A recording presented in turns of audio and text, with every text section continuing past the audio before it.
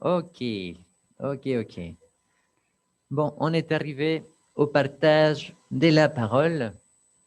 Et avant de commencer, je voulais vous dire merci d'être là. Merci d'être là parce que on sait que, bon, on a commencé un nouveau confinement, n'est-ce pas? Et probablement on peut se sentir découragé. On peut se sentir découragé. On est avec la fatigue de cette pandémie. Mais, et comme je l'ai dit dans les courriels que vous recevez à chaque semaine, et toutes les choses sont entre les mains de Dieu. Toutes choses sont entre les mains de Dieu et nous devons prendre courage parce que il faut aussi prendre soin de la santé mentale. Donc, si vous savez, durant la semaine, si vous avez une opportunité d'aller faire une marche, prendre du soleil, respirer l'air, n'est-ce pas? Faites-le. Faites-le parce que c'est bon pour la santé. Et nous allons continuer à faire ce que nous pouvons faire, respecter les normes du gouvernement.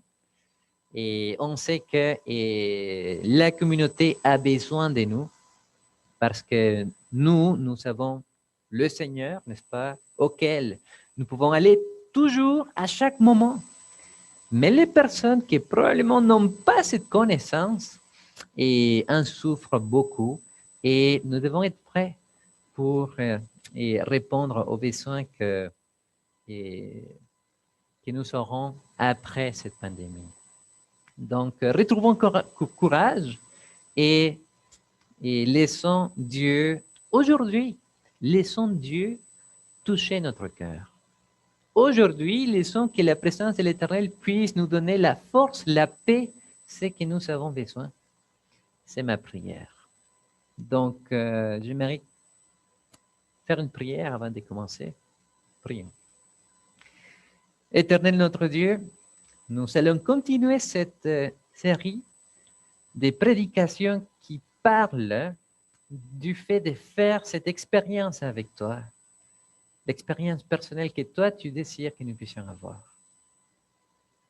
Je te demande humblement, Seigneur, que tu puisses parler à travers moi ce matin et que ces messages puissent toucher notre vie afin que nous puissions être transformés par toi. C'est notre prière, c'est ma prière.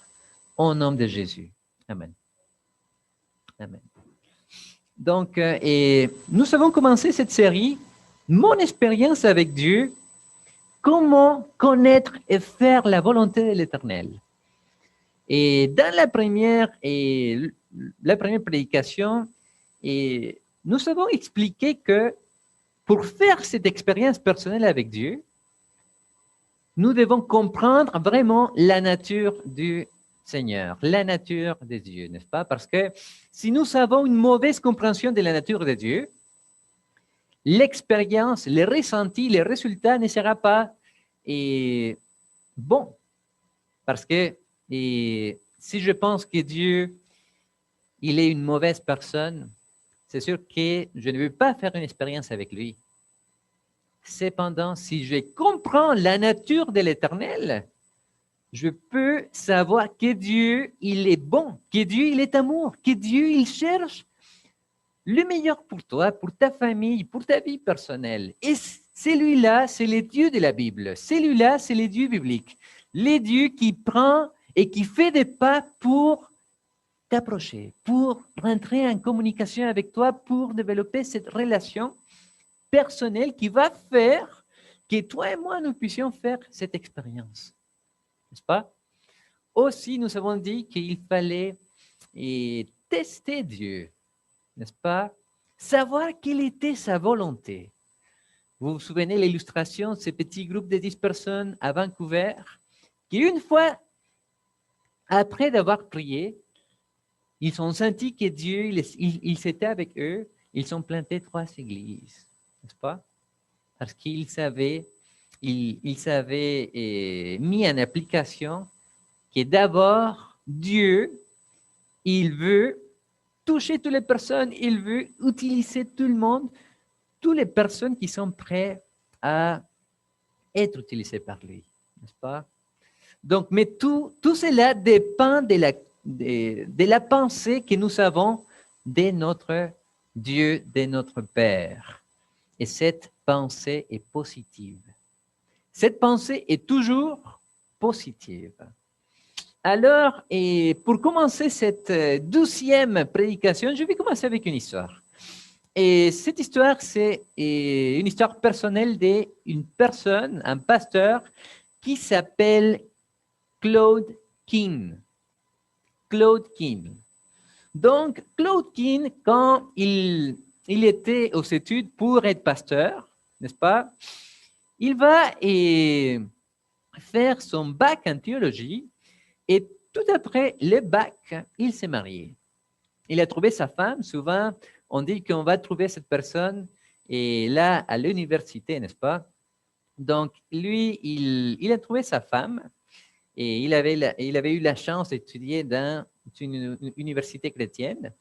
Et une fois qu'il a terminé son bac, une fois que sa femme et son fiancé à l'époque a terminé son bac, ils se sont mariés, ils sont partis en mission. Ils sont partis en mission pour établir une église. Et quand ils sont partis en mission, et dans un endroit où il n'y avait pas d'église, ils savaient un petit peu économiser, n'est-ce pas? Mais Claude King avait un désir spécial, c'était de planter une église dans cette ville où il n'y avait pas de présence chrétienne. Vous savez quoi? Il savait amasser une petite épargne, mais l'épargne s'est terminée et tous les efforts que Claude King a fait n'ont pas porté de fruits. N'ont pas porté de fruits. Découragé, il est retourné aux États-Unis et il était tellement découragé qu'il pensait que Dieu n'avait pas béni ses efforts. Donc, il va prendre un travail dans une imprimante et il va rester là quelques années. Après un temps, un pasteur qui connaissait Claude King a eu l'opportunité de parler avec lui. Et il savait que Claude avait un cœur destiné pour la mission. Et quand ce pasteur-là le voit qu'il était dans cette imprimante, n'est-ce pas, il se pose la question, Claude, qu'est-ce qui s'est passé? Claude, qu'est-ce qui s'est passé? Et là, Claude a raconté que, tu sais, j'ai dépensé 3 ans de ma vie et je n'ai pas eu de résultat. On dirait que Dieu m'a oublié. On dirait que Dieu ne voulait pas m'utiliser. Donc, je me retrouve ici. Mais tu sais que ma volonté, c'est toujours de servir l'Éternel, mais je suis découragé. Là, cette pasteur qui a eu l'opportunité de parler avec Claude, il a dit, Claude, tu sais, est-ce que tu savais quel était le plan de Dieu? Est-ce que tu savais vraiment qu'est-ce que Dieu voulait faire avec toi dans la ville? Ou toi, tu as dit à Dieu, Seigneur, voici ce qu'on va faire. Tac, tac, tac, tac, et bénis mes efforts. Hein? Qu'est-ce qu'on fait d'habitude? Est-ce qu'on se pose la question et on dit, Seigneur, c'est quelle ta volonté pour nous? Qu'est-ce que tu veux faire avec moi? Ou plutôt, on va vers Dieu et on dit, Seigneur, voici ce qu'on va faire cette semaine. Tac, tac, tac, tac, bénis-moi. On a une tendance à faire ce que Claude a fait, n'est-ce pas? Et évidemment, Claude, il est allé 3 années de sa vie à faire la mission, mais il n'avait pas eu de fruits parce qu'il avait une vision centrée sur lui-même, n'est-ce pas? Centrée sur lui-même et pas sur ce que Dieu voulait faire. Donc, ce matin, nous allons voir 3 leçons qui vont nous aider à faire une expérience avec Dieu. Est-ce que déjà vous avez pensé dans votre cœur le fait que vous êtes fatigué de seulement venir à l'église? On vient à l'église et après, on ne fait rien, n'est-ce pas? Et quelles sont les choses qui peuvent nous aider à développer cette expérience avec l'Éternel? Donc, la première leçon que je veux qu'on puisse retenir ce matin, c'est quand on fait des choses, on doit faire les choses pour Dieu. N'est-ce pas? Claude, il avait une vision centrée sur lui-même de la mission. Seigneur, bénis mes plans, bénis mes projets, mais je ne te pose pas la question, qu'est-ce que tu veux? Je ne sais pas qu'est-ce que tu veux faire avec moi. Et quand on a cette approche, on a souvent des défaites. Ce n'est pas la faute de Dieu, c'est notre faute. Parce que nous avons des défaites pour ne pas consulter l'Éternel. Donc, la première leçon, quand je fais des choses, je dois faire les choses pour Dieu. Je dois savoir ce que Dieu il veut de moi. Et parfois, cela va te demander de la foi. De la foi pour entreprendre. De la foi pour faire des pas. Et cette foi, parce qu'on parle de faire l'expérience, n'est-ce pas? Cette foi va t'amener à une relation personnelle plus proche. Je m'explique.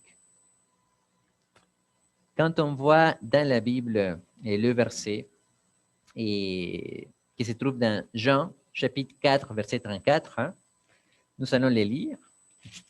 Jean, chapitre 4, verset 34, nous voyons que Jésus leur dit, ma nourriture est de faire ma volonté, n'est-ce pas? Ah, c'était pour vous tester si vous étiez réveillé. Donc, ma nourriture est de faire la volonté de celui qui m'a envoyé et d'accomplir son œuvre. Ma nourriture est celui et de faire la volonté de celui qui m'a envoyé, nous dit Jésus. Donc, la bonne question, c'est de dire, Seigneur, quelle est ta volonté? Qu'est-ce que tu veux que moi je fasse? Est-ce qu'il y a ici des personnes qui ont de l'expérience avec la campagne? Donc, est-ce qu'il y a des fermiers? Des fermiers, oui, je vois des mains. Je me souviens que j'ai déjà posé cette question, mais j'ai beaucoup d'illustrations de la ferme. Donc, oui, Frédéric, tu as de l'expérience au champ, n'est-ce pas? Campagne, parfait. Est-ce qu'il y a une autre personne qui a de l'expérience? Oui, je vois, oui, Jean Bosco, Jean Thériault, oui, voilà. Donc, et vous savez, à l'époque, pour travailler la terre, on prenait deux animaux, n'est-ce pas? Souvent, en anglais, on dit ox, et le mot en français a échappé de ma tête. Des bœufs, hein? Non, voilà, donc deux bœufs. Donc, souvent, on va mettre deux animaux, n'est-ce pas? Et on va mettre quelque chose sur les coups. Et c'est là on appelle les jours, n'est-ce pas? Alors, et d'habitude, ceux qui ont de l'expérience et pour travailler la terre, on va prendre un animal qui a plus d'expérience, n'est-ce pas? Et à côté de lui, on va prendre l'autre qui n'a pas aucune expérience. Donc, c'est très intéressant qu'avec cette méthode, celui qui a plus d'expérience va guider l'autre animal pour bien travailler la terre, n'est-ce pas? Pour bien suivre les chemins qu'il devait suivre. Alors, en prenant cet exemple, Jésus nous a dit, mon joug est léger. Mon joug est léger. Si toi, tu me suis, toi, tu vas avoir de l'expérience, n'est-ce pas? Mais ce n'est pas quelque chose de compliqué. Ce n'est pas quelque chose qui va demander de toi des choses que tu ne peux pas faire. Donc, l'exemple, c'est que si on chemine avec Jésus, à chaque jour, on va apprendre de lui. On va apprendre que lui, il nous guide, il va être avec nous. N'est-ce pas? Une autre illustration pour vous aider et pour que nous puissions bien saisir le point, la leçon. Et un jour, j'étais j'étais dans 5 coins du monde, on va le dire comme ça. Et vous savez quoi? Et aujourd'hui, nous avons des GPS, n'est-ce pas? Les GPS, nous prenons le téléphone, on met l'adresse, on sait quel chemin prendre. Oui ou non? Parfois, les GPS... mais souvent, aujourd'hui, c'est plus facile. Mais dans l'endroit où j'étais, je devais aller rendre visite à une personne. Une personne qui habitait à la campagne. Et quand j'étais... Je devais prendre ces chemins, n'est-ce pas? Et je ne savais pas comment me rendre sur place. Et je posais la question à quelqu'un. Et écoutez, est-ce que vous connaissez comment moi je peux me rendre à cette place-là? Et vous savez, en campagne, et on pense que tout le monde connaît tous les chemins. Et en fait, on va donner beaucoup des instructions. Pas instructions, beaucoup des conseils à suivre, etc. Donc, le monsieur, il a pensé que moi, j'étais de la région et il a dit, OK, mais écoute, tu vas prendre ce chemin, tu vas continuer 300 mètres après, tu tournes à gauche, tu continues et 2 kilomètres, tu vas voir une maison rouge, après tu tournes à droite, tu continues et bref, c'était toute une map. Et moi, je ne savais pas comment me rendre. Et là, j'ai posé la question au monsieur, et monsieur, est-ce que vous habitez proche de l'endroit où je vais? Et lui, il dit, mais oui. Et est-ce que tu veux que moi, j'embarque avec toi? Mais bien sûr, oui, merci. Donc, et le monsieur, il est monté à la voiture et c'était, moi, je faisais confiance ce qu'il me disait. Non? Droit, gauche, 100 mètres, voilà. Moi, je ne savais pas où j'étais. Mais lui, il savait, n'est-ce pas? Donc, dans la vie, quand on veut faire cette expérience avec Dieu, on doit lui faire confiance.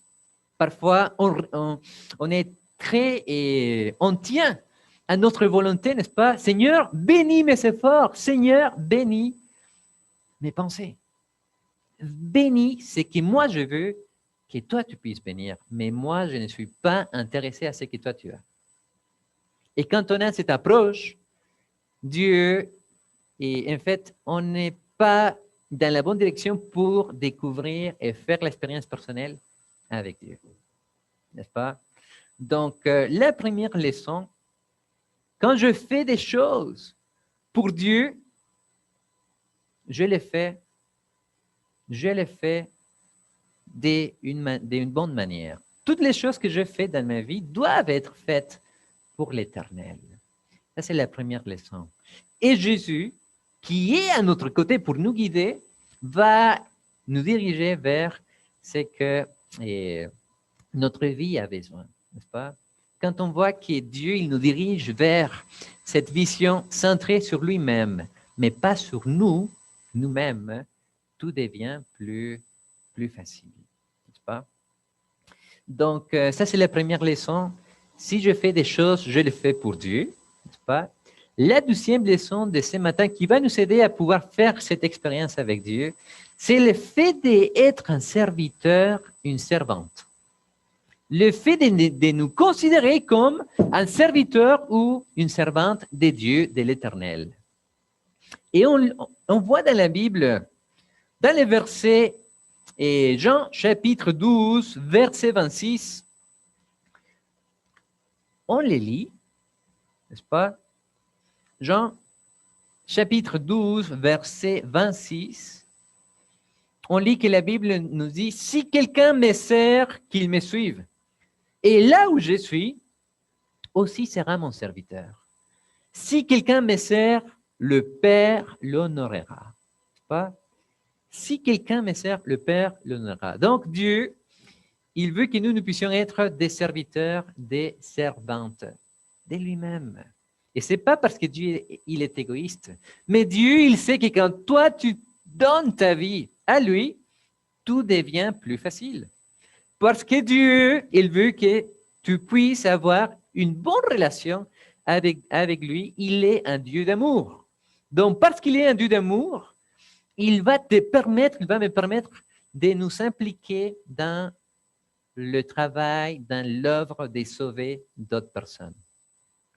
Est-ce que vous pensez que la tâche de sauver d'autres personnes, pas de sauver parce que c'est Dieu seulement qui nous sauve, mais la tâche de partager l'évangile, est-ce que vous pensez que c'est seulement pour les pasteurs? On ne pense pas, n'est-ce pas? Mais parfois, subconsciemment, dans les subconscients très loin, n'est-ce pas? On pense, ah, mais le pasteur, il est payé. Et il doit faire. Bien sûr, c'est la réalité, n'est-ce pas? Mais en ayant cette attitude qui probablement est très cachée dans notre subconscient, on ne peut pas faire cette expérience avec Dieu. On ne peut pas réaliser que Dieu, il veut t'utiliser, que Dieu, il a un projet pour toi. Si tu es jeune, si tu es dans l'âge adulte, ou même si tu es à la retraite, Dieu, il a encore un projet, un plan pour toi. Et l'endroit où Dieu il veut que tu puisses être, hein, c'est l'endroit où lequel il te guidera. N'est-ce pas? Comme vous le savez, moi, avant de venir ici au Canada, moi j'étais en Argentine, Amérique du Sud, et je vous partage que s'il y avait un pays où je ne pensais pas venir, c'était le Canada. J'ai pensé aller en Chine, Japon, je voulais même aller en Russie, n'est-ce pas? Mais Canada, jamais. Même, je ne savais pas qu'au Canada, il y avait une province francophone. Parce qu'en Amérique latine, toute l'information qu'on reçoit, c'est, après les États-Unis, c'est tout en anglais, n'est-ce pas? Donc, je ne savais pas que le Canada avait une province francophone. Et je ne pensais pas apprendre le français pour venir prêcher ici, à cet endroit. Je me préparais pour aller au Kyrgyzstan, dans l'Asie, j'apprenais le russe, français, jamais. Et voici aujourd'hui, je me trouve devant vous, en parlant une langue qui n'est pas la mienne, mais en parlant de Jésus-Christ. Et c'est pas pour vous dire que moi je suis meilleur, c'est seulement pour montrer que Dieu, il peut vous utiliser là où il veut. Bien sûr, il y a une différence entre quelqu'un qui est missionnaire et quelqu'un qui ne l'est pas, mais tu n'as pas besoin d'être un pasteur pour partager la bonne nouvelle. Tu n'as pas besoin d'être un pasteur pour te laisser guider par Dieu et découvrir quel est le plan que Dieu a pour toi, pour ta vie. Pas centré sur toi-même, mais centré sur ce que Dieu il veut que toi tu puisses faire. N'est-ce pas? Et là, j'ai une illustration. Dans la Bible, il y a Jérémie. Jérémie le prophète. Jérémie le prophète, il était, il pleurait beaucoup, n'est-ce pas? Et Dieu, il va dire, Jérémie, viens, je vais te montrer quelque chose. On va aller là, et à la fin de la rue, on va voir quelqu'un. C'est ça que Dieu l'a dit. Et Jérémie, il sort guidé par l'Esprit Saint. Ils vont au coin de la rue. Et là, il regarde quelqu'un qui avait un shop, un business. C'était les potiers. Les potiers qui faisaient comment on dit, des vases. Et là, Dieu lui dit, regarde Jérémie, regarde. Et le potier, vous savez, est-ce que vous avez vu un potier déjà travailler? Il prend l'argile, le plat tourne et lui, il façonne, il donne la forme. Pas? Et là, Jérémie, il voyait comment le potier il jouait, il s'amusait avec l'argile, mais à la fin, il a fait une base. Pas? Et là, quand Jérémie voyait que l'argile était dans les mains n'est-ce pas, du potier, Dieu, il va lui parler, il va dire, c'est comme ça que toi, tu es entre mes mains. C'est comme ça que toi, ton peuple est entre mes mains. Et je te pose la question. Pourquoi nous pensons que Dieu, il nous abandonne? Pourquoi nous pensons que Dieu a un plan pour lui, pour lui, pour lui, pour lui, mais pas pour moi? Ou pourquoi parfois on ne le sent pas? Probablement, on pose la mauvaise question, n'est-ce pas? Probablement, on pose la mauvaise question. Donc, et Jérémie, je suis persuadé que quand il a vu que les potiers, ils façonnaient cette argile pour être un vase, Jérémie a compris le message. Jérémie a su que Dieu, il était là, il guidait ses pas, et il devait être seulement, comment dire, facile à modeler, n'est-ce pas? Il devait se laisser modeler, parce que Dieu, il était au contrôle de sa vie. Mais pendant que Dieu, il faisait son travail, lui, il devait faire confiance, n'est-ce pas?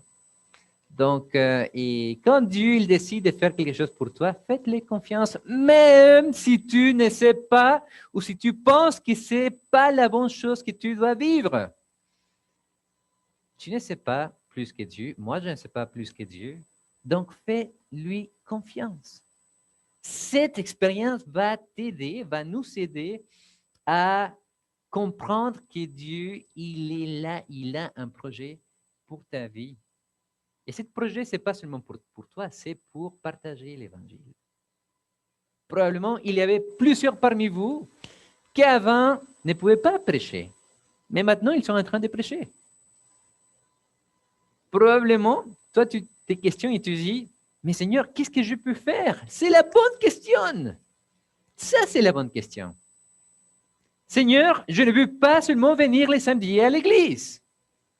Je veux comprendre ce que tu es capable de faire avec moi. Est-ce que tu as déjà posé cette question au Seigneur? Et souvent dans la Bible, on va voir que Dieu utilise des personnes qui étaient comme toi et moi, n'est-ce pas?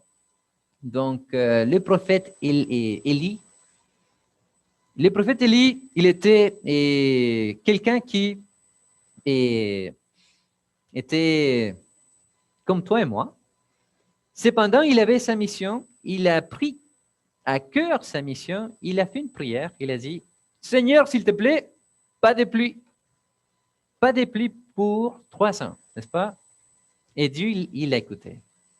Dieu, il a écouté parce que c'était la volonté d'Élie et la volonté de Dieu d'utiliser Élie. Et Élie était tellement humble parce que il a laissé l'Esprit Saint agir dans sa vie. Et c'est de cette façon que Dieu a pu manifester sa gloire au peuple d'Israël qui était rebelle à l'époque. Élie, un homme comme toi et moi, qui s'est laissé transformer dans les mains de l'Éternel, n'est-ce pas? Donc, la première leçon, quand tu fais des choses, si tu veux faire cette expérience avec Dieu, quand tu fais des choses, c'est pas de faire, Seigneur, bénis ce que je pense. C'est-à-dire, Seigneur, c'est quoi ta volonté? Si je fais des choses, je les fais pour toi. Amen. Ça, c'est la première leçon. La deuxième leçon, et dans cette optique de faire des choses, je décide d'être ton serviteur. Je décide d'être ta servante. Dans cette optique de te laisser régner dans ma vie, je décide que moi, je vais être ton serviteur, ta servante. La deuxième leçon. Et la troisième leçon pour finir, c'est que Dieu a besoin des personnes ordinaires. Dieu n'a pas besoin des personnes qui ont un doctorat pour prêcher la parole. Bon, bien sûr, si une personne a un doctorat, beaucoup de ressources, oui. Mais Dieu a besoin d'une personne qui est consacrée. Et je vais te raconter une histoire et pour bien saisir les points. Et est-ce que vous avez entendu déjà parler de Dwight Moody, les grands évangélistes? Oui, j'ai entendu, oui. Donc, est-ce que vous savez que lui, au début, avant de commencer son ministère, en fait, il raconte comment il a bien saisi cette idée de laisser que Dieu puisse guider sa vie, ta vie. Donc, lui, avant, il fabriquait des souliers, n'est-ce pas? Il était un fabriqueur et quelqu'un qui fabriquait des souliers. Cordonnier, on appelle ça. Parfait, merci. Donc, il était un cordonnier. Et là, il était une personne chrétienne normale. Qu'est-ce que je veux dire normale? Il allait à l'église, il s'impliquait un petit peu, n'est-ce pas? Mais le travail, le fait de faire l'argent, c'était plus prioritaire dans sa vie, n'est-ce pas? Et ça, c'est pas la normalité. On est appelé à laisser que Dieu puisse guider notre vie, mais aussi, vous savez, il y a des choses qui sont dans notre subconscient et on dit, oui, ça c'est notre vie, mais notre cœur commence à aller dans différents chemins, n'est-ce pas? Donc c'est pour ça qu'on vient à l'église, c'est pour ça qu'on entend la parole, parce qu'on veut être transformé. Mais parfois, ça prend une décision concrète. Parfois, si tu veux faire une expérience avec Dieu, ça prend une décision maintenant, concrète. Et c'est ça que Dwight Moody a fait après d'avoir entendu et la prêche de quelqu'un aussi très connu, Charles Spurgeon. Donc, il est allé, il a entendu Charles Spurgeon, et vous savez, l'Esprit de Dieu, il a touché son cœur seulement avec une phrase. Et la phrase, c'était « Dieu, il utilise des personnes ordinaires, mais qui sont consacrées. » Dieu veut utiliser des personnes ordinaires, mais qui se consacrent tellement à lui qu'à partir de cette décision, ils peuvent toucher et changer le monde. Alors, lui, il était tellement touché par cette phrase, je ne sais pas, probablement le sermon était très intéressant, mais il a retenu cette phrase des personnes ordinaires qui se consacrent à Dieu pour toucher le monde. Alors, et Dieu a travaillé dans son cœur cette pensée,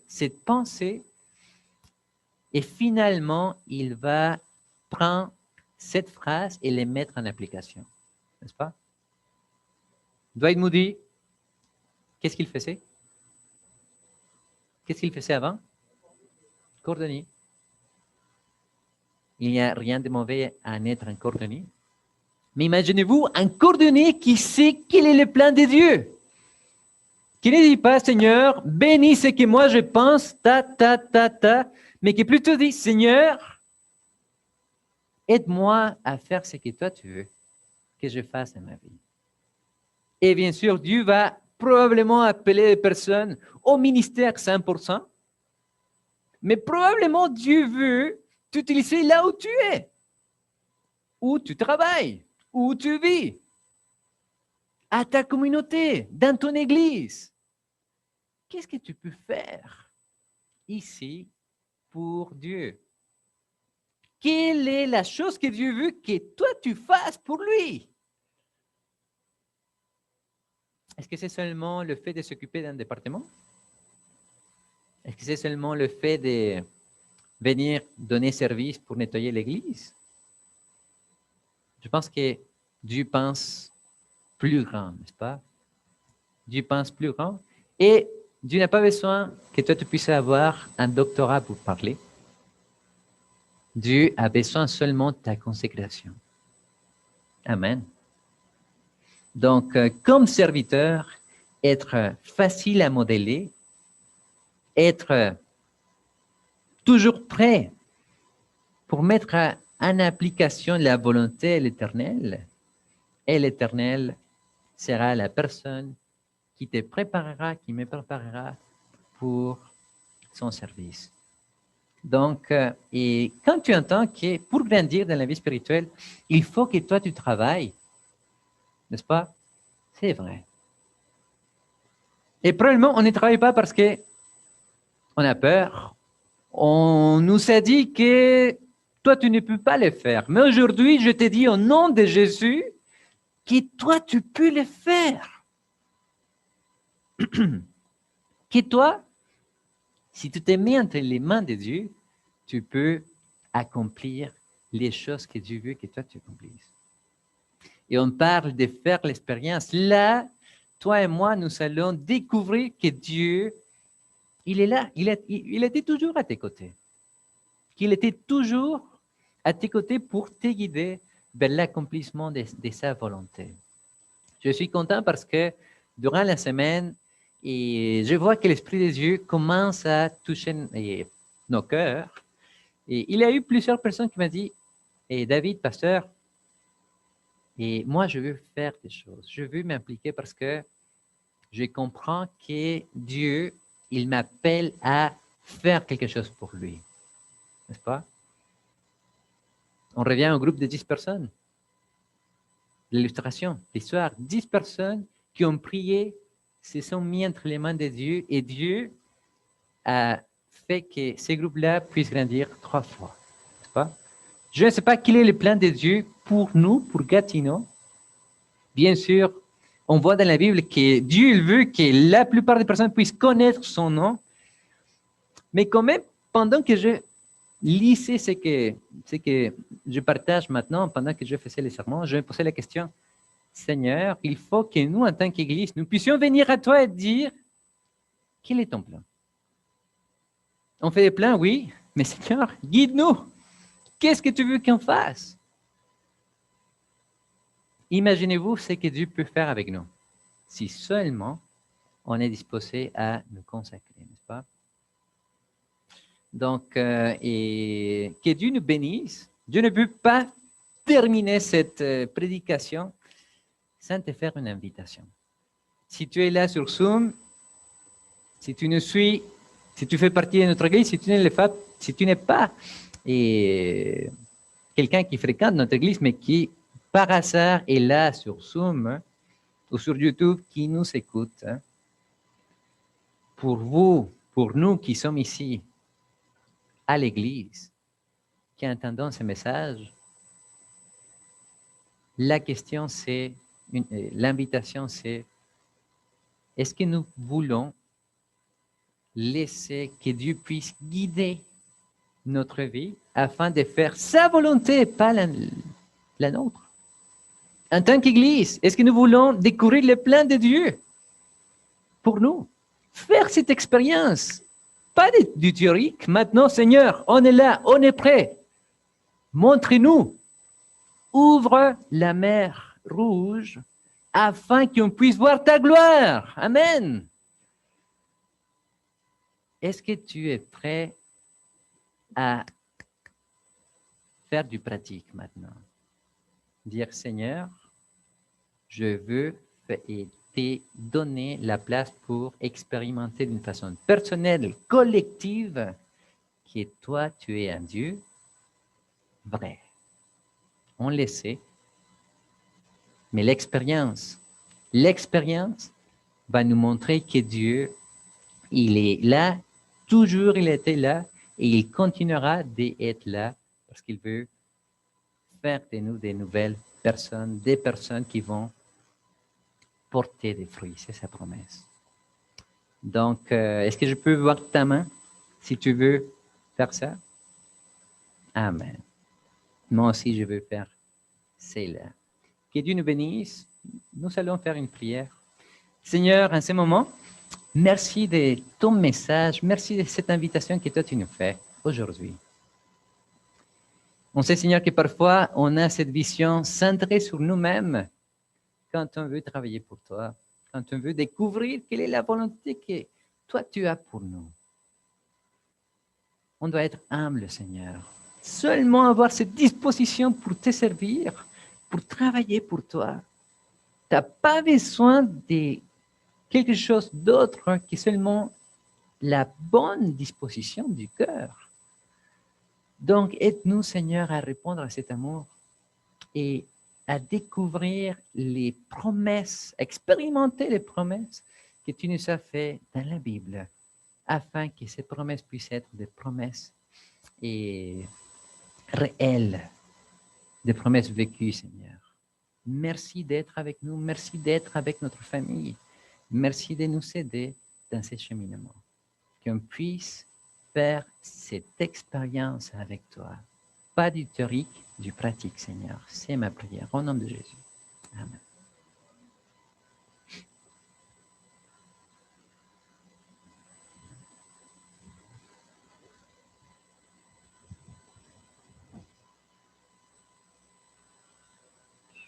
Nous disons Amen et nous nous engageons à travailler pour le Seigneur. Debout, nous allons chanter les strophes du cantique « Jésus frappe à votre porte ». Et ce matin, je vous conseille de répondre oui. Ouvrez-lui la porte de votre cœur. Debout, s'il vous plaît. 234.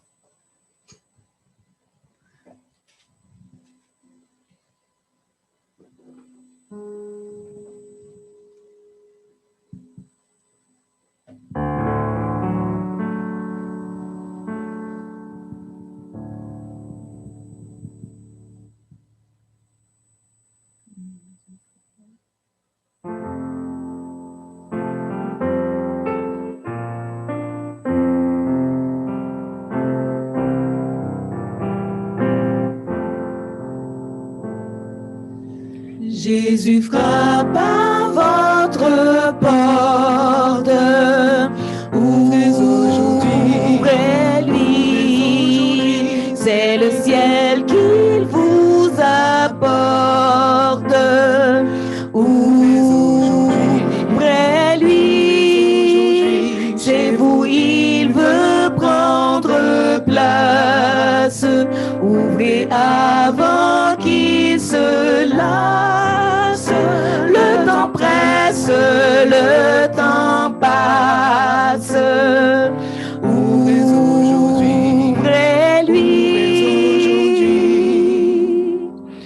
Ouvrez celle qui pardonne. Ouvrez-lui. Acceptez ce qu'il vous donne. Ouvrez-lui.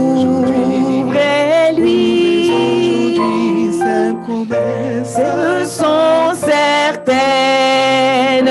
Sa main va briser vos chaînes. Bientôt finiront vos peines. Ouvrez-lui. Seul il ôte les souillures.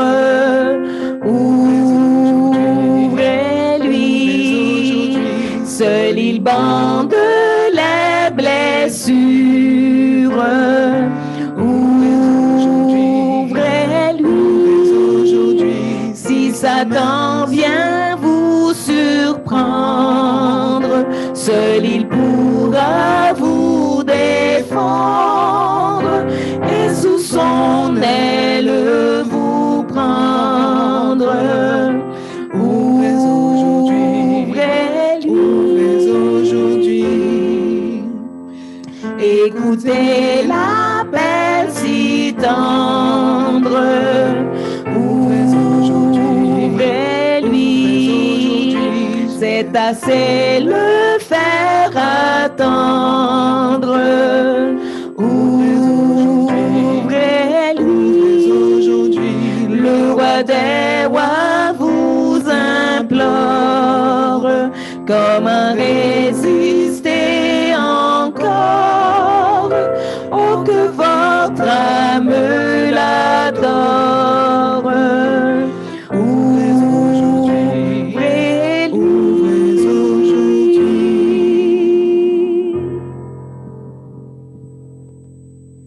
Seigneur notre Dieu, nous acceptons ton invitation ce matin, nous acceptons ton message ce matin. Nous voulons être humbles et venir à toi parce qu'on sait que toi, tu es la personne qui peut nous changer. Tu es la personne qui va faire de nous qu'on puisse changer cette perspective de souvent te dire comment faire les choses. Mais plutôt, tu vas nous changer afin que nous puissions venir à toi et te dire, Seigneur, quel est ton plan pour ma vie, pour mon Église? Montre-nous le chemin pour aller collaborer avec toi, parce que c'est toi qui fais l'œuvre de toucher les cœurs et les personnes. Donc, merci de nous inviter aujourd'hui à être des collaborateurs avec toi, à te mettre toujours à la première place et à répondre à cette invitation avec sincérité et consécration, parce que c'est la seule chose que tu as besoin. Tu n'as pas besoin qu'on puisse avoir plusieurs des qualités.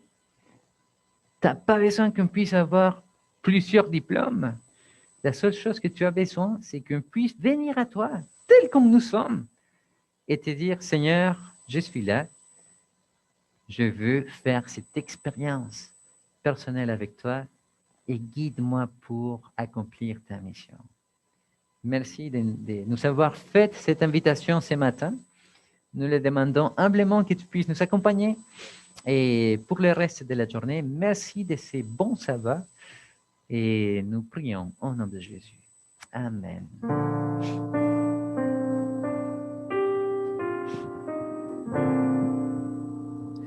Demeure par ta grâce avec nous, Dieu Sauveur. Quoi que l'ennemi fasse, veille sur notre cœur. Amen. Nous vous souhaitons à tous un bon sabbat. Nous vous demandons de vous asseoir et les Jacks guideront la sortie. Que la paix de Dieu reste dans vos cœurs. Que la paix de Dieu reste dans vos cœurs. Que sa force vous anime dans la joie ou dans les pleurs. Que la paix de Dieu reste dans vos cœurs. Que l'amour de Dieu reste dans vos cœurs.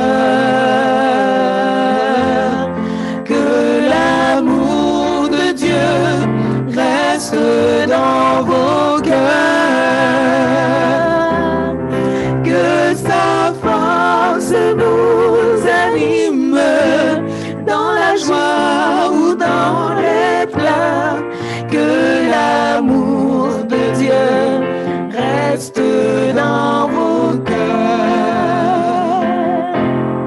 Que le Saint-Esprit reste dans vos cœurs. Que le Saint-Esprit reste dans vos cœurs. Que sa force vous anime dans la joie ou dans les pleurs. Que la paix de Dieu reste. Que l'amour de Dieu reste.